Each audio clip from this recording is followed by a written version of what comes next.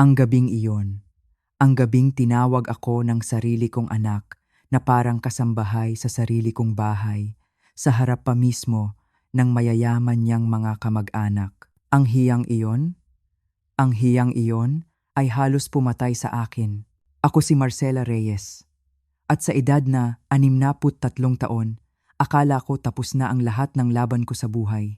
Akala ko, ang natitira na lang ay ang tahimik na pagtanda, ang pag-alala sa masasayang araw, kasama ang yumaong asawa kong si Ricardo at ang paminsan-minsang pagdalaw ng aking mga anak. Pero nagkamali ako. Nagsimula ang lahat 1 taon at kalahati matapos pumanaw si Ricardo. Ang asawa ko, ang aking Ricardo, siya ang lahat sa akin sa loob ng 42 taon. Siya ang haligi ng aming tahanan. Siya ang nag-aayos ng lahat, mula sa bayarin, sa mga sirang gripo, hanggang sa pamamalengke noong nagsimula nang manakit ang aking balakang. Nang siya'y nawala, para akong isang bangkang nawalan ng sagwan sa gitna ng dagat. At doon ko natuklasan ang masakit na katotohanan. Halos wala pala kaming natirang pera. Ang lahat ng aming ipon, kinain ng mga gastusin sa ospital. Ang life insurance, sapat lang para sa kanyang libing. Ang bahay na pinundar namin sa loob ng 30 taon, kailangan kong ibenta. Ang sakit, parang tinatanggalan ka ng balat habang buhay ka pa. Bawat sulok ng bahay na iyon, may alaala ni Ricardo, pero wala akong pagpipilian. Ibinenta ko ito, binayaran ang mga natitirang utang, at lumipat ako sa isang maliit, 1 kwartong apartment sa isang sulok ng Quezon City. Nag-iisa. Doon nagsimula ang lahat. Ang aking anak na babae, nakatira sa Dubai. Maswerte na ako kung tatawag siya minsan sa 1 buwan. Ang anak ko namang lalaki, nasa Cebu. May sarili na siyang pamilya, sariling problema. Naiintindihan ko naman. Pero ang hindi ko maintindihan ay ang lamig.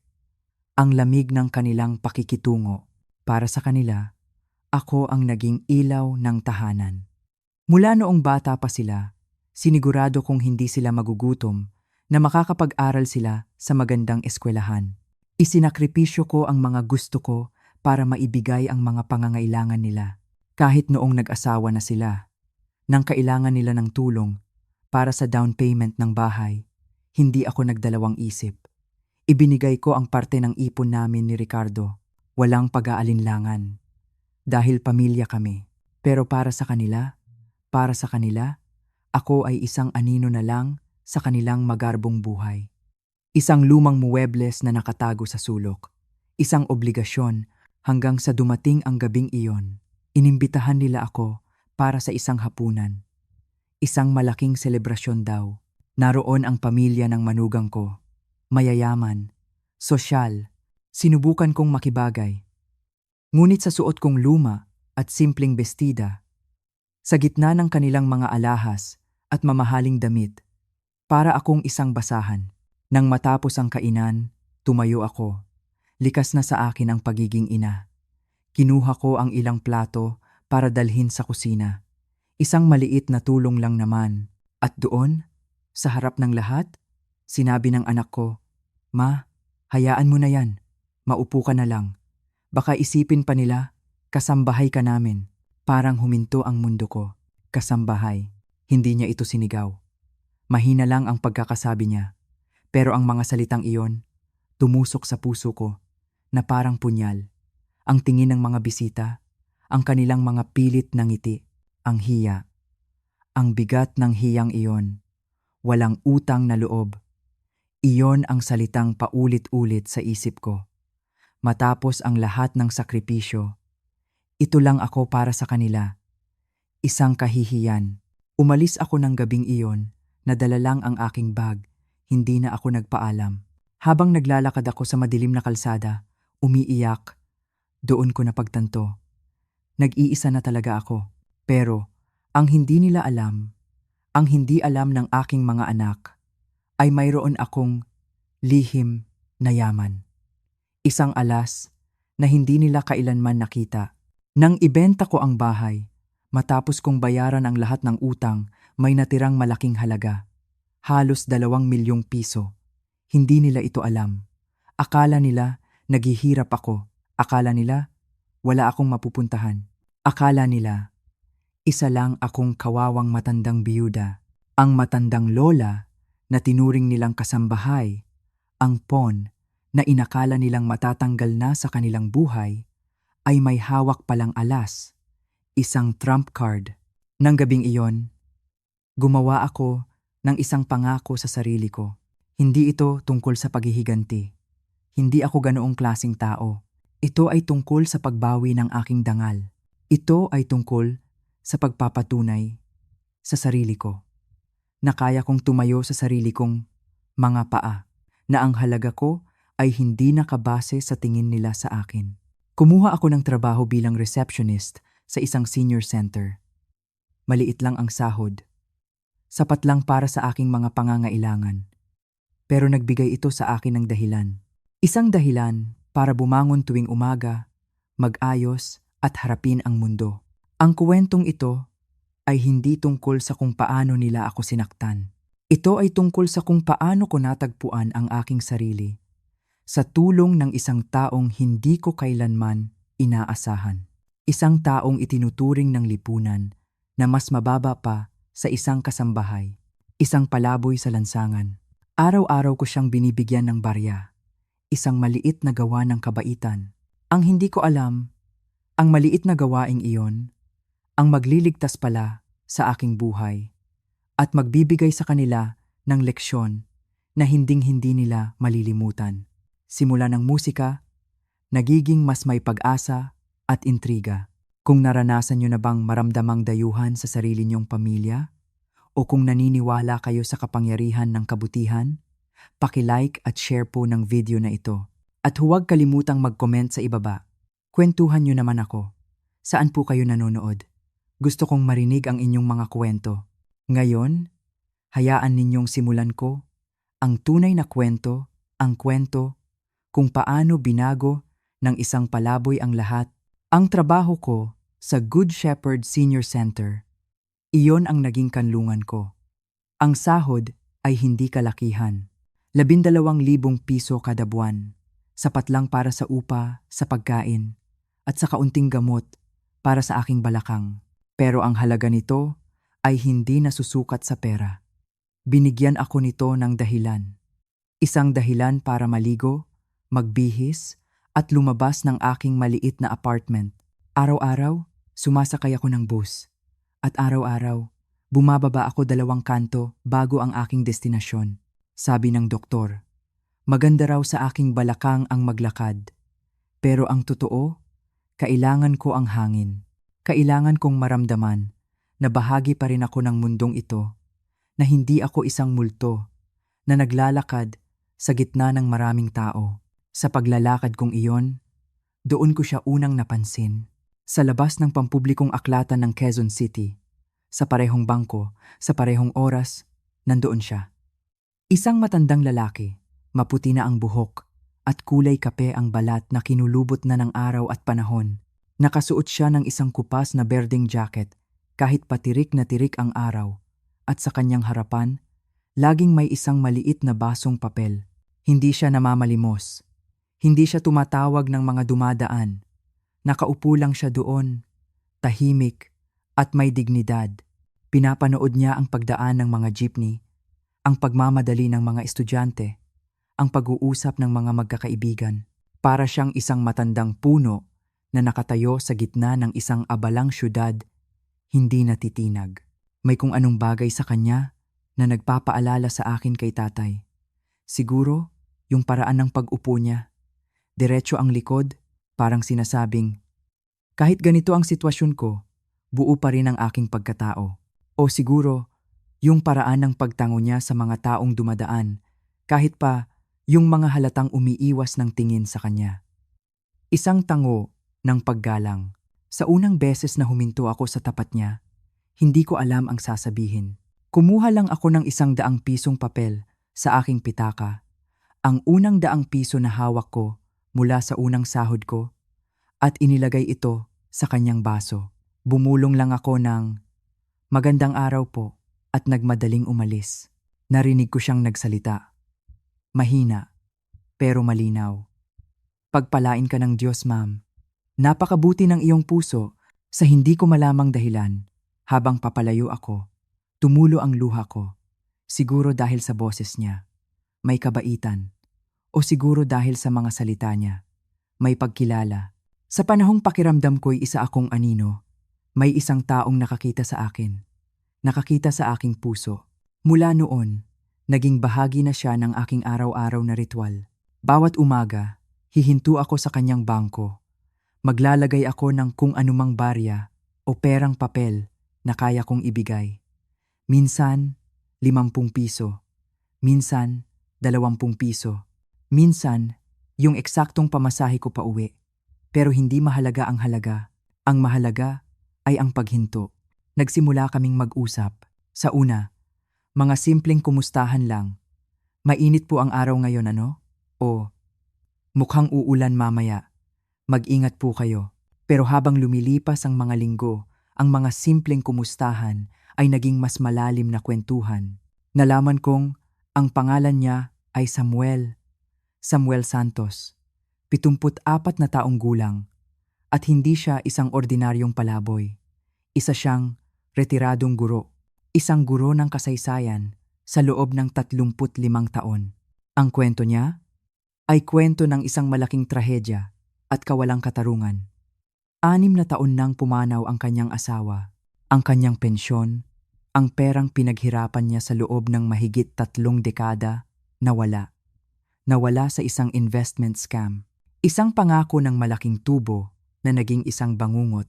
Pagkatapos noon, gumuho ang lahat. Ang apartment na tinitirhan niya, ibinenta ng may-ari para gawing isang mamahaling kondominium. Bigla, sa isang iglap, wala na siyang tahanan. Wala na siyang pamilya. Wala na siyang pera. Ngayon, sa isang shelter siya natutulog kung may bakanting espasyo. Kung wala, sa kalsada. Sa ilalim ng mga bituin na minsan niyang itinuro sa kanyang mga estudyante. Habang kinukwento niya ito, walang bahid ng galit o pagkamuhi sa kanyang boses. Isang malungkot na pagtanggap lang. Ang bigat ng kanyang kwento ay halos dumurog sa aking puso. Isang guro.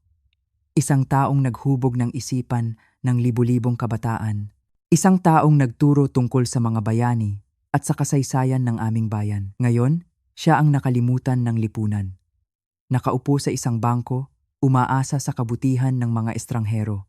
Ang injustice, ang kawalang katarungan. Nag-alab ang isang galit sa loob ko na matagal ko nang hindi naramdaman. Hindi po ito tama, Mang Samuel, sabi ko sa kanya, isang umaga noong nagsimula nang lumamig ang hangin ng Disyembre. Dapat ay nasa isang mainit kayong tahanan. Dapat ay mayroon kayong bubong sa inyong ulunan. Ngumiti lang siya. Isang ngiting pagod pero totoo. Ang Panginoon na po ang bahala, Ma'am Marcela.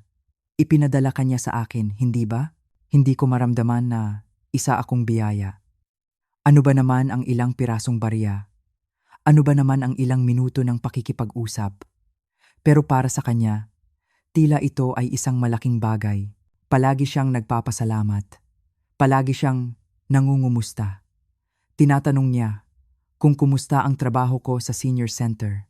Kung tumatawag pa ba ang mga anak ko, kung paano ko dinadala ang aking sariling kalungkutan sa mga pag-uusap naming iyon, napagtanto ko, hindi lang ako ang tumutulong. Siya rin, tinutulungan niya ako. Siya ang naging kaibigan ko. Marahil, ang nag-iisa at tunay kong kaibigan sa bagong yugto na ito ng aking buhay.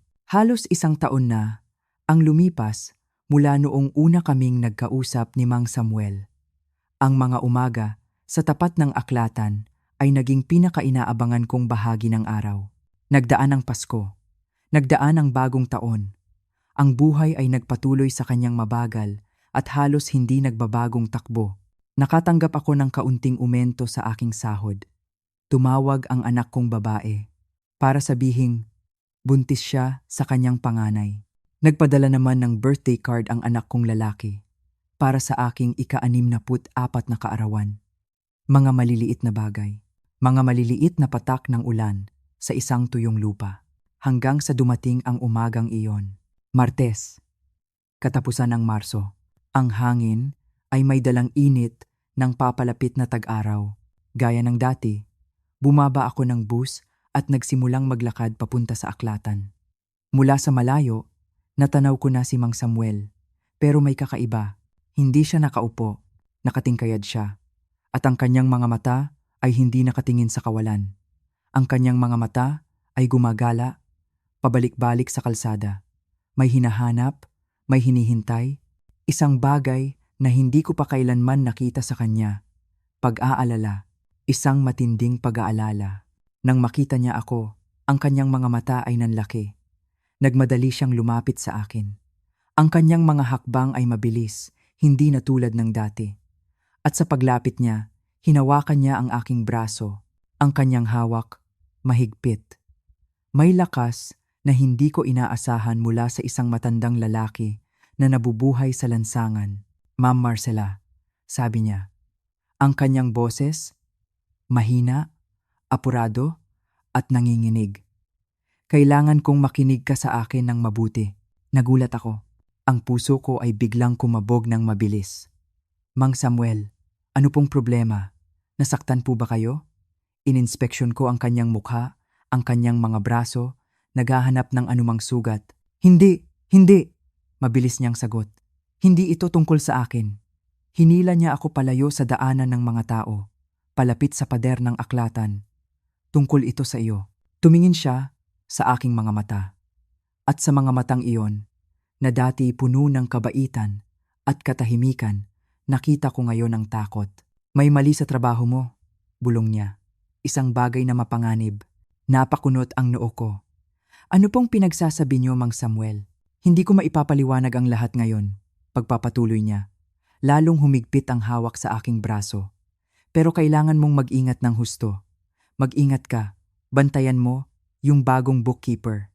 Yung bata na may pulang buhok. Panoorin mo kung ano ang ginagawa niya sa mga talaan ng donasyon. Ang bookkeeper? Si Tina?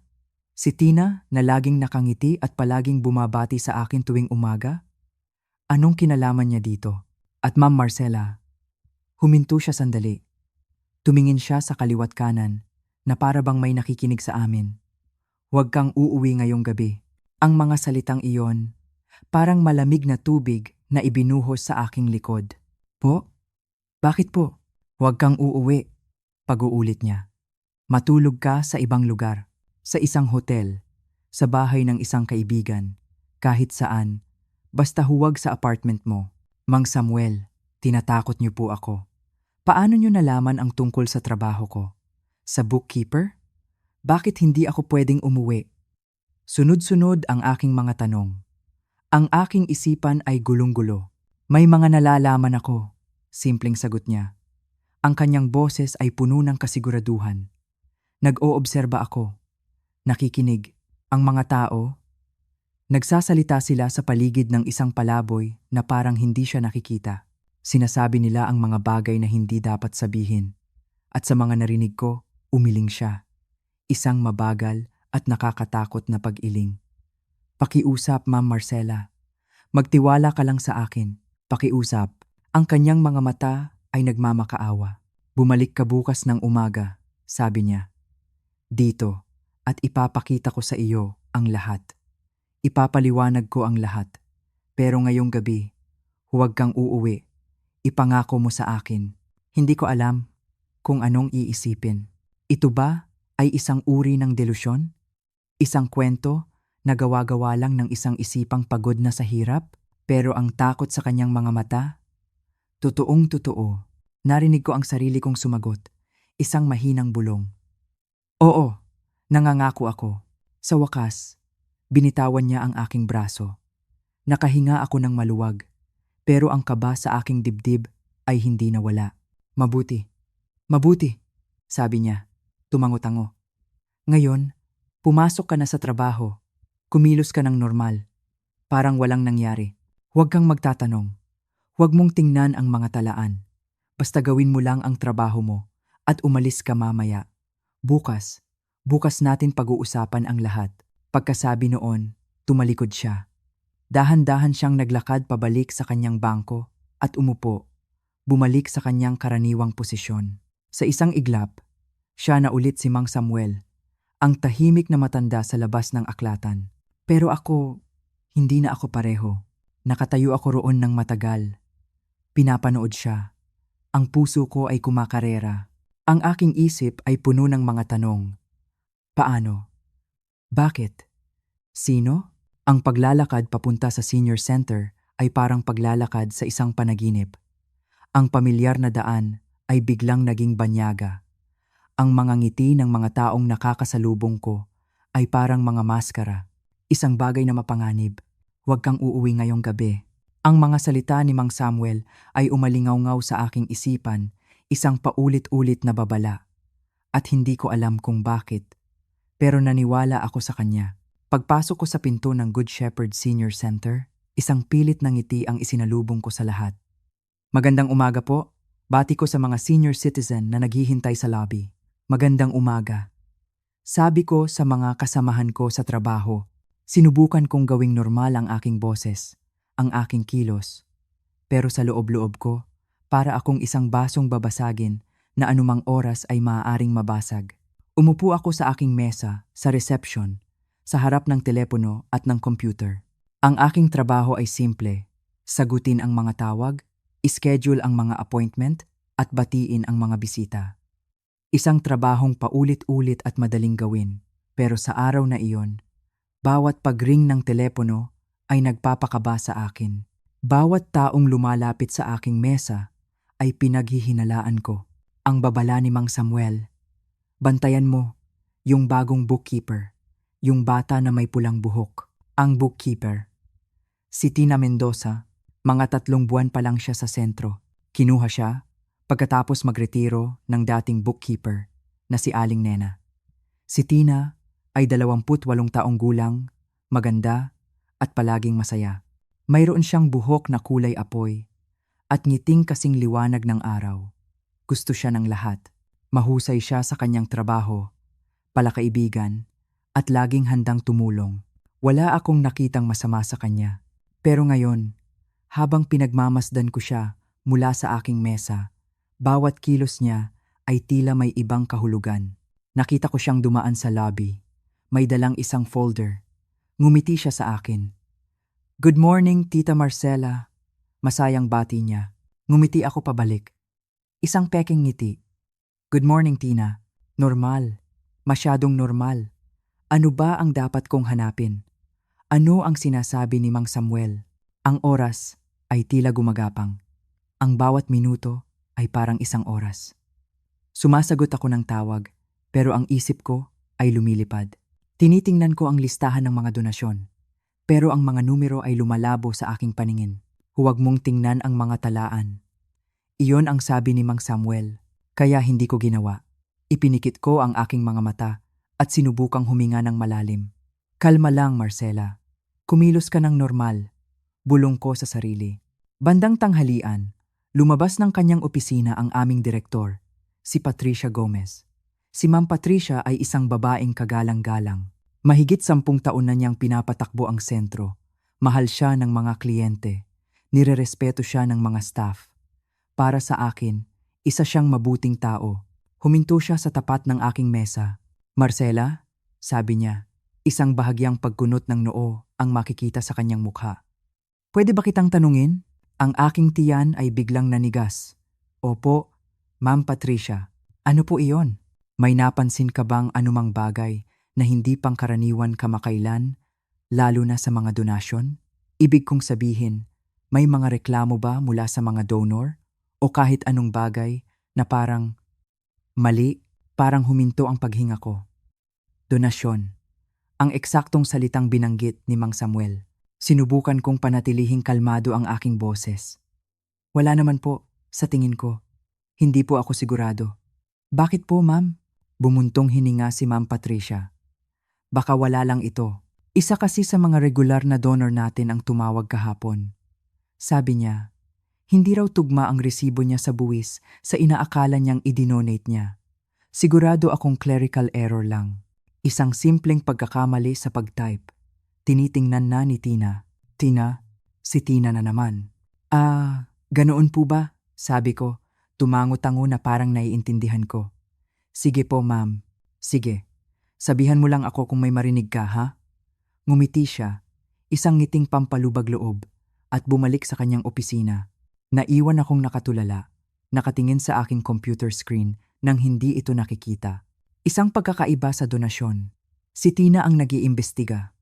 Ang babala ni Mang Samuel tungkol sa bookkeeper at sa mga talaan ng donasyon. Hindi ito maaaring maging isang coincidence. Pero ano ang gagawin ko? Sinabihan ako ni Mang Samuel na huwag magtanong. Huwag tumingin sa mga talaan. Kumilos ng normal at umalis. Ang natitirang oras ng hapon ay isang pahirap. Bawat pagdaan ni Tina sa aking mesa, nakakaramdam ako ng ginaw. Bawat pagbukas ng pinto ng opisina ni Ma'am Patricia, kinakabahan ako. Ang sentro, na dati kong kanlungan, ay biglang naging isang lugar na puno ng anino at hinala. Sino ang dapat kong pagkatiwalaan? Ang isang palaboy na halos isang taon ko palang kilala? O ang mga taong kasama ko sa trabaho araw-araw? Ang sagot ay malinaw sa akin. Si Mang Samuel. Ang takot sa kanyang mga mata kaninang umaga ay hindi kasinungalingan. 5:00 ng hapon, oras na para umuwi. Mabilis kong inayos ang aking mga gamit. Ang gusto ko lang ay makaalis na doon, makalayo.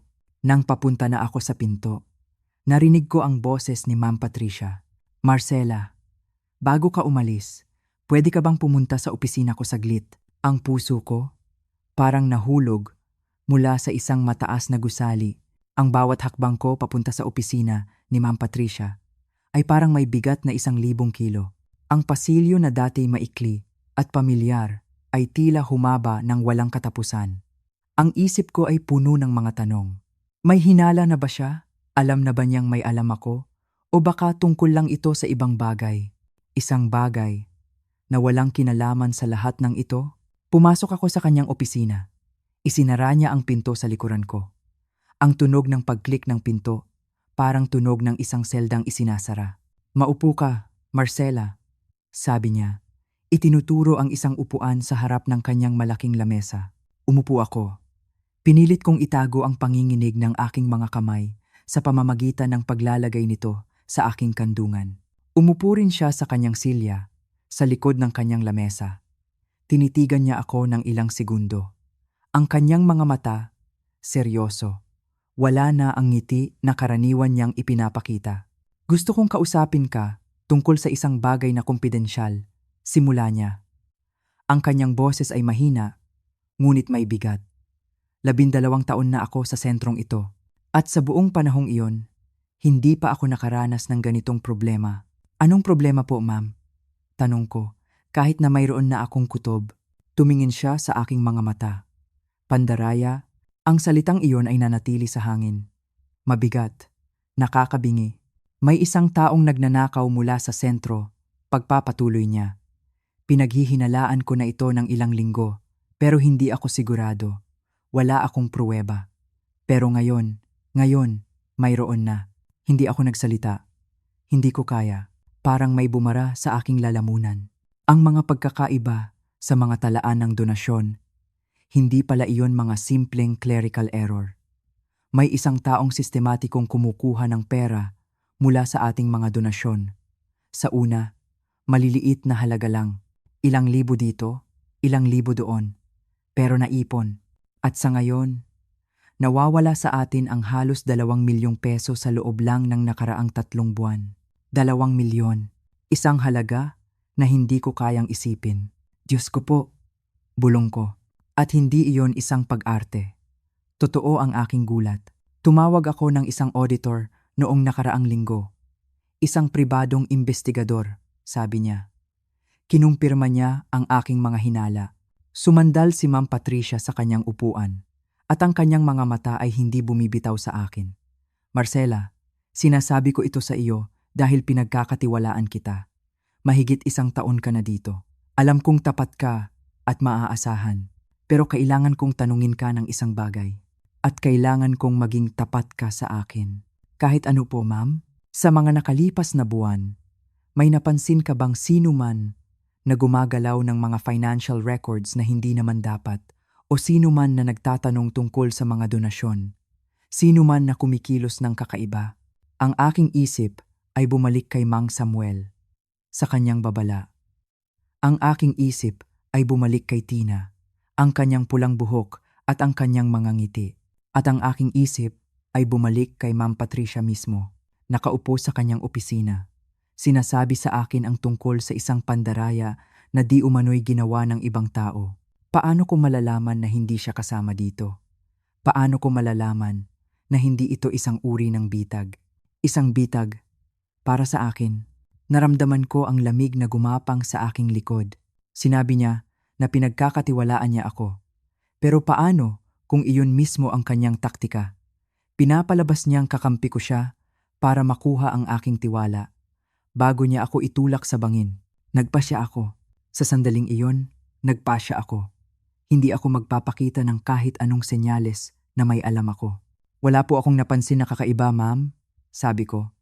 Maingat na pinipili ang aking mga salita. Pero receptionist lang po ako. Wala po akong access sa mga financial system. Ang trabaho ko lang po ay sumagot ng telepono at bumati sa mga tao. Tumango-tango si Ma'am Patricia, isang mabagal na pagtango. Alam kong wala kang access. Kaya nga sigurado akong wala kang kinalaman dito. Isang pakiramdam ng kaunting ginhawa ang naramdaman ko. Pero agad din itong nawala. Malapit nang masangkot ang mga pulis, sabi niya. Gusto lang kitang bigyan ng babala. Maaaring may mga interview, mga tanong. Kailangan ko lang malaman na makikipagtulungan ka ng buo. Opo naman. Makikipagtulungan po ako. Mabilis kong sagot. Mabuti, tumayo siya. Isang senyales na tapos na ang aming pag-uusap. Salamat Marcela, pwede ka nang umuwi. Umuwi. Tumayo ako. Ang aking mga binti ay nanginginig. Naglakad ako palabas ng kanyang opisina na parang isang robot. Pulis. Interview. Ang babala ni Mang Samuel. Don't go home tonight. Huwag kang uuwi ngayong gabi. Nang makalabas ako ng gusali, hindi ako lumiko pa kanan. Papunta sa sakayan ng bus pauwi sa aking apartment. Lumiko ako pakaliwa, papalayo. Hindi ako uuwi. Nakatayo ako sa kanto ng abalang kalsada habang hawak-hawak ng mahigpit ang aking bag. Malamig ang ihip ng hangin sa gabing iyon. Pero mas nanunuot sa buto ang kilabot na naramdaman ko mula sa babala ni Samuel. Umuwi ka na Marcela. Iyan ang sigaw ng isip ko. Ang kama ko ay malambot. Ang unan ko ay pamilyar. Ligtas ang aking tahanan. O baka naman, iyon lang ang akala ko. Paulit-ulit na umiikot sa isip ko ang sinabi ng taong grasa ang kanyang mga mata. Yung mga mata niyang puno ng takot at pagmamakaawa. Hindi iyon mata ng isang baliw na humihingi ng barya. Iyon ay mata ng isang taong nakakita ng demonyo. Nagdesisyon ako. Isang desisyon na labag sa aking nakasanayan. Sa halip na sumakay ng jeep pauwi sa aking apartment, pumara ako ng taxi. Nagpahatid ako sa isang maliit na hotel sa kabilang bayan. Isang lugar na mura, luma, pero malayo sa aking tinitirhan. Pagpasok ko sa kwarto ng hotel, amoy luma ang hangin. Amoy kahoy na binarnisan at sabong panlaba na hindi nabanlawan ng maayos. Naupo ako sa gilid ng kama. Ang tigas ng kutson, ibang-iba sa komportable kong higaan sa bahay. Ano ba itong ginagawa ko? Bulong ko sa sarili ko. Nababaliw na ba ako? Naniniwala ako sa sabi-sabi ng isang pulubi? Gusto kong tawagan ang mga anak ko. Pero ayaw ko silang mag-alala. Sasabihin na naman nilang, tumatanda na ako at kung ano-ano na ang naiisip. Kaya nanahimik na lang ako. Humiga ako, pero hindi ako dinalaw ng antok. Nakatitig lang ako sa kisame habang pinapakinggan ang bawat kaluskos sa labas ng pinto. Ang bawat yabag sa pasilyo ay nagpapabog ng dibdib ko. Lumipas ang mga oras. 2:00, 1:00, 2:00 ng madaling araw. Katahimikan. Marahil ay nagkamali ako. Marahil ay pinagtitripan lang ako ni Samuel. Sayang ang perang ipinambayad ko dito sa hotel. Sayang ang 1,000 piso. Sana ay natulog na lang ako sa sarili kong bahay. Ngunit biglang tumunog ang aking cellphone. Ang lakas ng tunog sa gitna ng katahimikan.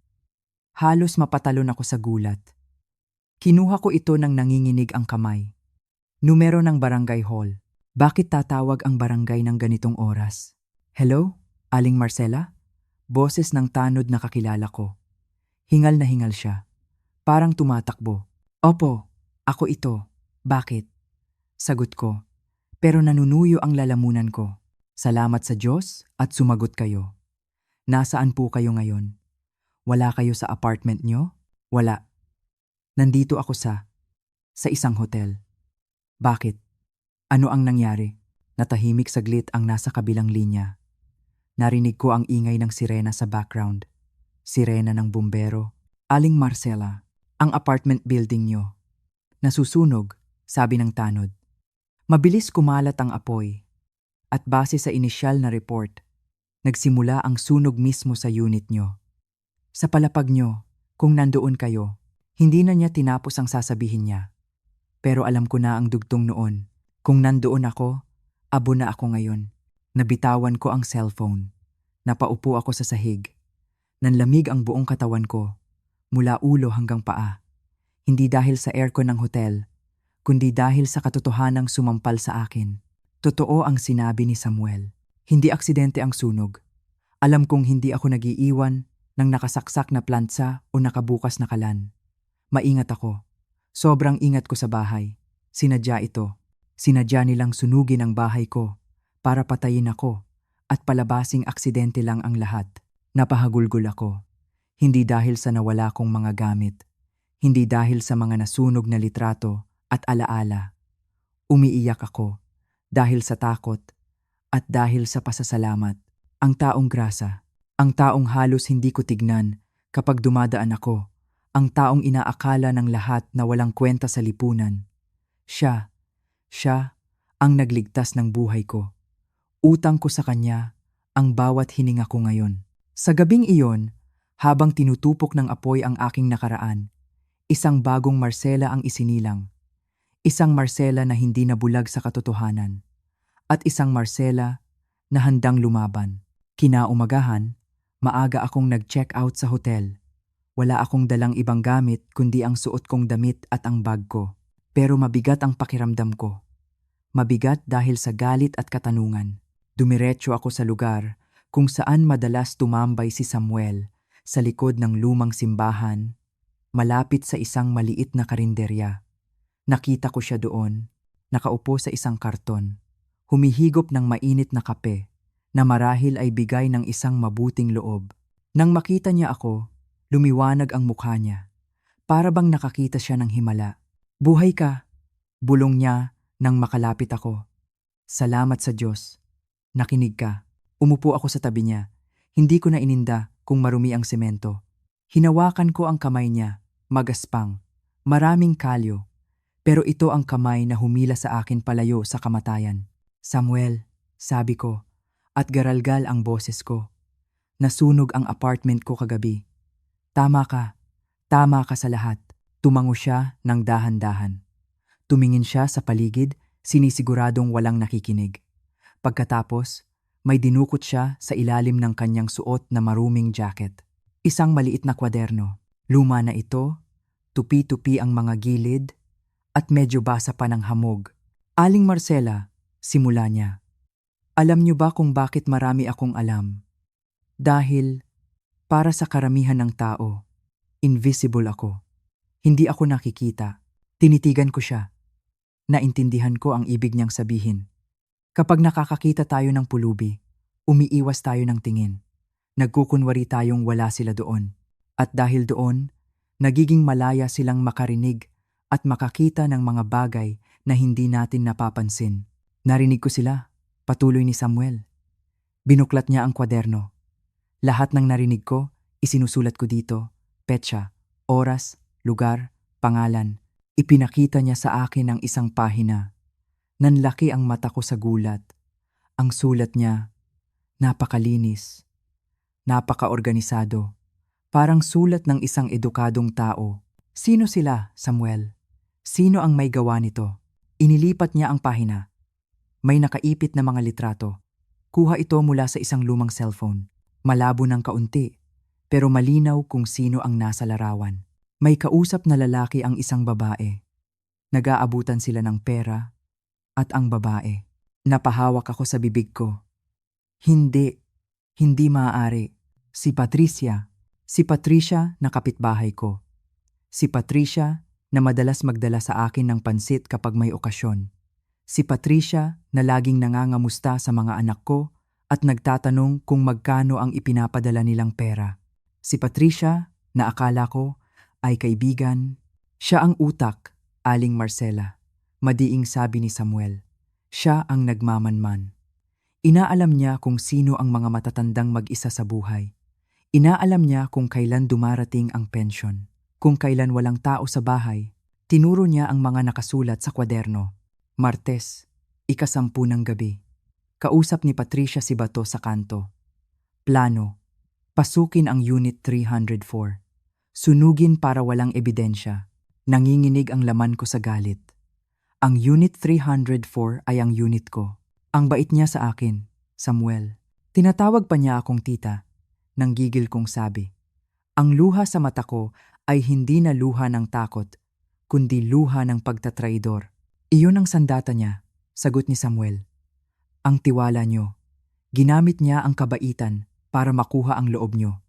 At noong nakuha na niya ang impormasyon, itinapon ka na lang niya na parang basura. Tinitigan ko ang litrato. Tinitigan ko ang mga detalyadong tala ni Samuel. Ito ang ebidensya. Ito ang alas namin. Sa loob ng maraming taon, inakala kong ligtas ako sa piling ng mga kaibigan. Pero ang tunay palang kaibigan ay ang taong nasa lansangan na walang hinihinging kapalit at handang magmalasakit kahit na tinalikuran na siya ng mundo. Samuel, sabi ko, nang may bagong tatag sa aking dibdib, hindi natin ito palalampasin. Pagbabayaran nila ang ginawa nila sa akin. At sa lahat ng matatandang niloko nila, tumayo ako. Inalalayan ko siyang tumayo. Tara, pupunta tayo sa pulisya. At sa pagkakataong ito, hindi ka na magiging invisible. Pakikinggan ka nila. Sisiguraduhin ko iyon. Hindi naging madali ang pagpunta namin sa presinto. Pagpasok pa lang namin, ramdam ko na ang mapanghusgang tingin ng mga pulis kay Samuel. Amoy araw siya, gusgusin ang damit, at magulo ang buhok. Para sa kanila, isa lang siyang sagabal. Ano pong kailangan nila, Lola? Tanong ng desk officer, na hindi man lang tumitingin sa amin habang nagtatype sa cellphone. Gusto kong i-report ang panununog sa bahay ko. At kilala ko kung sino ang may gawa. Matigas kong sabi. Tumingin ang pulis kay Samuel. Tapos sa akin. May ngiting nang iinsulto sa labi niya. Lola, sigurado po ba kayo? Baka naman po nakalimutan niyo lang patayin ang kalan? Kasama niyo ba tong taong ito? Huminga ako ng malalim. Alam kong ganito ang mangyayari, pero handa ako. Sir, sabi ko, at nilakasan ko ang boses ko para marinig ng ibang opisyal. Huwag niyo akong tratuhing ulyanin at huwag niyong maliitin ang kasama ko. Siya ang dahilan kung bakit ako buhay ngayon. Kinuha ko ang kwaderno ni Samuel at inilapag ito sa mesa ng padabog. Basahin niyo yan. Nandiyan ang lahat, ang mga pangalan, ang mga oras, ang mga plano, at ito, inilabas ko ang mga litrato. Ito ang mga mukha ng mga demonyong nagnanakaw at pumapatay ng mga senior citizen sa lugar natin. Natigilan ang pulis. Dahan-dahan niyang kinuha ang kwaderno. Habang binabasa niya ang mga pahina, nagbago ang ekspresyon ng kanyang mukha. Nawala ang pang-iinsulto. Napalitan ito ng gulat at seryosong interes. Tinawag niya ang hepe nila. Chief, kailangan niyong makita ito. Sa loob ng 1 oras, naging abala ang buong istasyon. Kinausap si Samuel ng investigador. Sa simula, nag-aalangan siyang magsalita, pero hinawakan ko ang balikat niya. Magsalita ka, Samuel. Ito na ang oras mo, bulong ko. At nagsalita siya. Ikinuwento niya ang lahat ng may linaw at talino na hindi mo aasahan. Ikinuwento niya kung paano niya sinundan si Patricia at ang mga kasabwat nito. Kung paano sila nagtatawanan habang pinaghahatian ang mga alahas ng isang lola na ninakawan nila noong nakaraang buwan. Kung paano nila pinlano ang sunog sa unit ko para makuha ang insurance money at mga natitira kong ari-arian. Ang kwaderno ni Samuel ay hindi lang basta diary. Ito ay isang detalyadong logbook ng krimen. Sapat na sapat ito para makakuha ng warrant of arrest. Kinahapunan, isinagawa ang operasyon.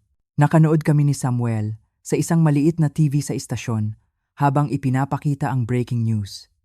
Nilusob ng mga pulis ang safe house na tinukoy ni Samuel. Nakita ko sa screen si Patricia, nakaposas. Takip-takip ang mukha ng panyo, pero kilalang-kilala ko ang hubog ng katawan niya. Huli siya sa akto. Nakuha sa kanila ang mga alahas, mga passbook ng iba't ibang matatanda, at mga plano ng susunod nilang bibiktimahin. Nanginig ang buong katawan ko. Pero sa pagkakataong ito, dahil sa ginhawa, huli na sila, sabi ko kay Samuel. Tapos na.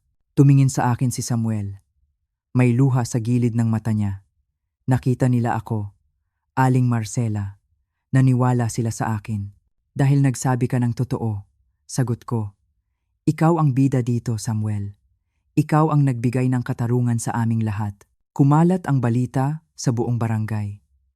Ang mga kapitbahay kong matatanda, na dati ay nabubuhay sa takot, ay naglabasan. Nagpasalamat sila. Nalaman nilang ligtas na sila. Ang sindikatong matagal nang nambibiktima sa mga mahihina ay nabuwag na. Hindi na lang basta kwento ang nangyari. Naging leksyon ito sa lahat na ang katarungan ay walang pinipiling anyo. Minsan, ang katotohanan ay galing sa isang taong grasa na walang-wala pero may dangal na mas higit pa sa mayayaman. Lumipas ang ilang araw matapos ang pagkahuli kina Patricia. Naging abala ako sa pag-aasikaso ng mga papeles sa sunog at pakikipag-usap sa mga abogado. Pansamantala akong nakitira sa bahay ng kapatid ko, pero may kulang. Hinahanap-hanap ko si Samuel. Gusto ko siyang pasalamatan ng maayos. Gusto ko siyang bigyan ng gantimpala. Bumalik ako sa lugar kung saan kami nagkita. Sa likod ng simbahan, sa karinderya. Wala siya doon. Manang, tanong ko sa tindera ng karinderya, nakita niyo po ba si Samuel? Yung laging nakatambay dito? Umiling ang tindera, mukhang malungkot. Naku, Aling Marcela, ilang araw na siyang nawawala. Ang huli kong balita, isinakay siya ng ambulansya noong isang gabi. Hinimatay daw diyan sa kanto.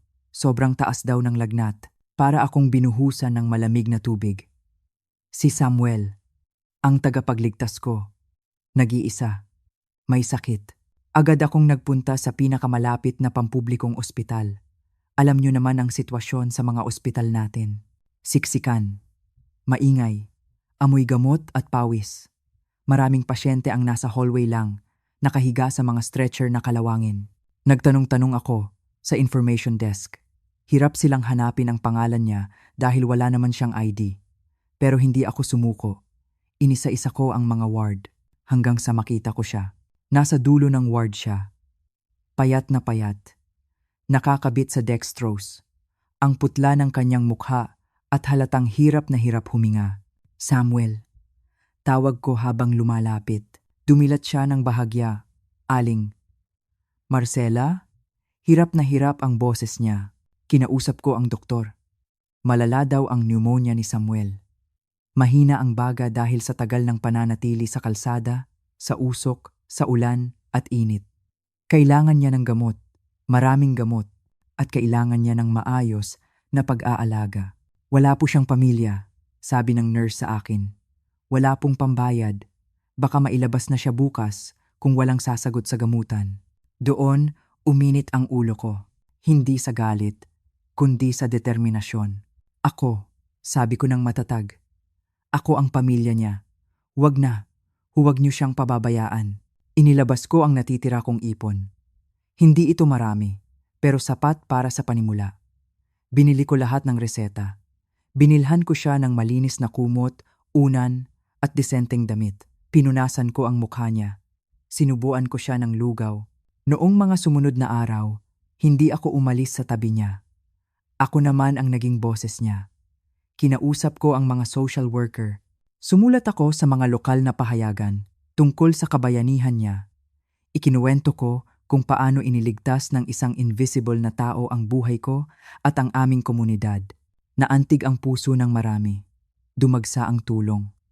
May nagpadala ng pera, may nagpadala ng pagkain. May isang foundation na nag-alok ng libreng pabahay at trabaho para kay Samuel kapag gumaling na siya. Isang hapon, habang nagbabalat ako ng mansanas sa tabi ng kama niya, hinawakan ni Samuel ang kamay ko. Masigla na siya. May kulay na ang pisngi. "Salamat, Aling Marcela," sabi niya. "Hindi ko akalain na may mag-aalaga pa sa akin ng ganito." Nginitian ko siya. Pinisil ko ang kamay niya. "Wala ito kumpara sa ibinigay mo sa akin, Samuel," sagot ko. "Binigyan mo ako ng pangalawang buhay. Kaya, habang buhay ako, hinding-hindi ka na mag-iisa." Sa huli, hindi lang hustisya ang aming nakamit. Nakatagpo kami ng pamilya sa isa't isa. Natutunan ko na ang tunay na yaman ay hindi ang bahay na bato o ang perang nasa bangko.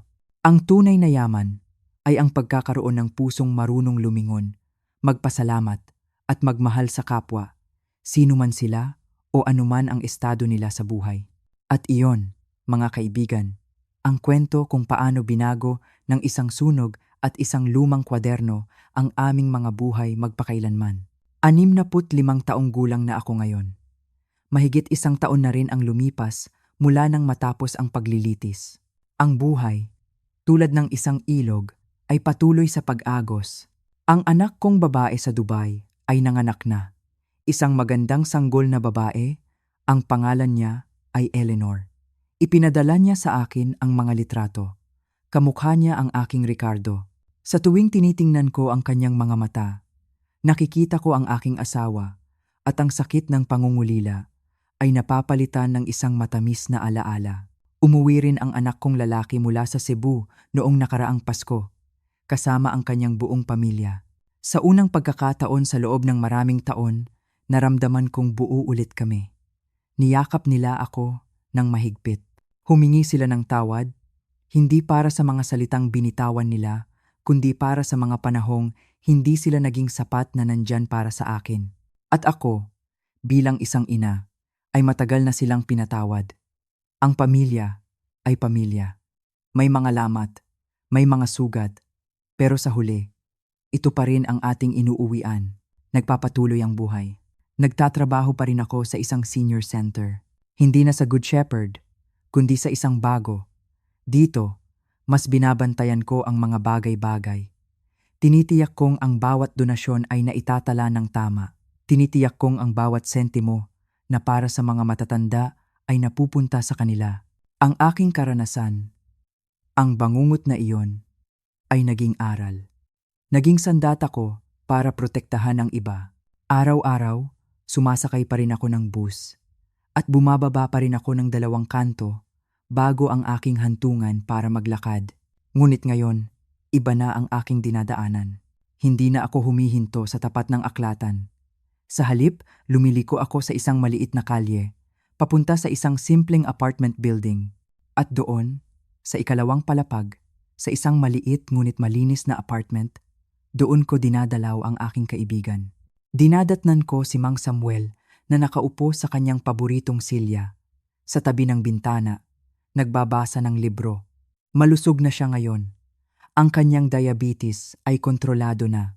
Ang kanyang mga mata ay hindi na malungkot. Ang kanyang ngiti, abot na hanggang sa kanyang mga mata. Sa tulong ng abogadong tumulong sa amin, nabawi ang isang bahagi ng kanyang pensyon. Hindi man lahat, ngunit sapat na para sa kanyang pang-araw-araw na pangangailangan. Nag-volunteer din siya ngayon sa aklatan, kung saan dati siyang nakaupo sa labas. Tinutulungan niya ang mga bata sa kanilang mga takdang aralin. Tinuturuan niya sila tungkol sa kasaysayan, tungkol sa katarungan, at tungkol sa kapangyarihan ng maliliit na pagpili. Madalas kaming magkape. Uupo kami sa kanyang maliit na sala sa gitna ng mga librong idinonate ng mga taong naantig sa kanyang kwento. Titingnan namin ang mga litrato ng kanyang yumaong asawa na nakasabit sa pader. Mga litratong tinulungan kong isabit. At magkukwentuhan kami. Minsan, may mga taong nagtatanong sa akin, mga reporter o mga kakilala. Tinatanong nila kung ano ang natutunan ko sa lahat ng nangyari. Inaasahan nilang pag-uusapan ko ang tungkol sa krimen at korupsyon, tungkol sa mga panganib na nagtatago sa mga ordinaryong lugar. Tungkol sa kung gaano kahirap malaman kung sino talaga ang dapat pagkatiwalaan. Pero hindi iyon ang pangunahing aral na natutunan ko. Ang natutunan ko ay ito: ang kabutihan ay mahalaga. Bawat isang gawa ng kabutihan, gaano man kaliit, bawat paghinto sa halip na paglakad ng diretsyo, bawat pagtingin sa mata ng isang tao, bawat pagtrato sa kapwa ng may dignidad at respeto. Hindi mo alam kung sino ang nanonood. Hindi mo alam kung anong mga alon ang iyong nililikha. Hindi mo alam kung kaninong buhay ang maaaring iligtas mo o kung kaninong buhay ang maaaring magligtas sa iyo. Si Samuel Santos ay isang palaboy sa isang bangko. Ako ay isang malungkot na biyuda na may kaunting baryang natitira sa bulsa. Magkasama, pinabagsak namin ang isang sindikato. Ipinakulong namin ang 4 na tao. Nabawi namin ang milyon-milyong pisong ninakaw. At higit sa lahat, bumuo kami ng isang pagkakaibigan na mananatili habang kami ay nabubuhay. Ang lahat ng iyon, dahil sa isang umaga, huminto ako at naglagay ng 100 piso sa isang basong papel. Naalala ko ang sinabi sa akin ni Mang Samuel isang hapon, habang pinagmamasdan namin ang paglubog ng araw mula sa kanyang bintana. Alam mo, Ma'am Marcela, sabi niya, may sinasabi ako sa aking mga estudyante noon tuwing unang araw ng klase. Sinasabi ko sa kanila na ang kasaysayan ay hindi lang tungkol sa mga petsa at pangalan na nasa libro. Ito ay tungkol sa mga pagpili, ang maliliit na pagpili na ginagawa natin araw-araw, kung paano natin tinatrato ang isa't isa, kung paano tayo tumutulong o nagwawalang bahala. Ang mga pagpiling iyon ang humuhubog sa hinaharap. Lumilikha sila ng mga alon na kumakalat sa mga paraan na hindi natin kailanman mahuhulaan. Mga alon, isang alon. Tama? Pagpapatuloy niya, tumango-tango.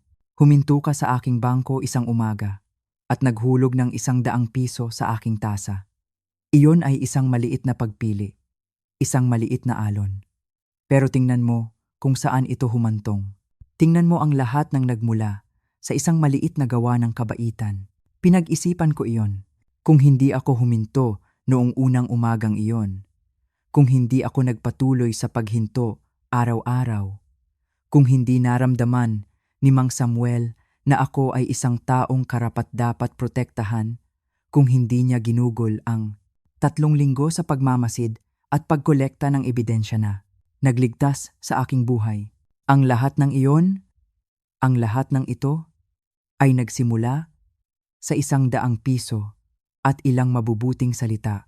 Ang mundo ay maaaring maging malupit at ang mga tao ay maaaring maging malupit. Pero mayroon ding kabutihan. At kapag pinipili nating maging mabuti, kahit sa maliliit na paraan, binabago natin ang mundo. Lumilikha tayo ng mga alon na maaaring lumaki at maging malalaking daluyong ng pagbabago. Kaya ito ang aking payo sa inyo. Sino ka man, nasaan ka man, maging mabuti ka. Huminto ka para sa taong nilalagpasan ng lahat. Bigyan mo ng isang sandali upang makita ang pagkatao sa mga taong naging invisible dahil sa kanilang kalagayan.